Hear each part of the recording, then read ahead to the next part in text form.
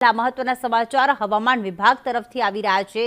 રાજ્યમાં અત્યારે કાળઝાળ ગરમી પડી રહી છે અને એની વચ્ચે ફરી એક વખત કમોસમી વરસાદની આગાહી, જેમાં કચ્છ અને સૌરાષ્ટ્રમાં પવન સાથે વરસાદની આગાહી આજરોજ કરવામાં આવી છે।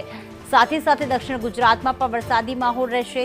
40 થી 50 કિલોમીટર પ્રતિ કલાકની ઝડપે પવન ફૂંકાશે અને સાથે સાથે વરસાદ પણ પડશે। તો આ વરસાદ પડી રહ્યો છે, જેના કારણે ખાસ હાલમાં ખેડૂતોને મોટી નુકસાનીની સંભાવના। સાયક્લોનિક સર્ક્યુલેશન સક્રિય થતા વરસાદની સંભાવના વ્યક્ત કરવામાં આવી છે। તો સૌરાષ્ટ્રની વાત કરીએ કે જ્યાં રાજકોટ, અમરેલી, ભાવનગર છે, જૂનાગઢ છે, ગીર સોમનાથ છે, મોરબી છે કે જ્યાં કમોસમી વરસાદ પડી શકે છે।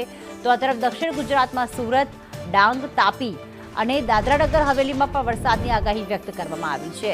નવસારી, ભરૂચમાં પણ વરસાદી માહોલ રહેવાની હવામાન વિભાગ દ્વારા આગાહી।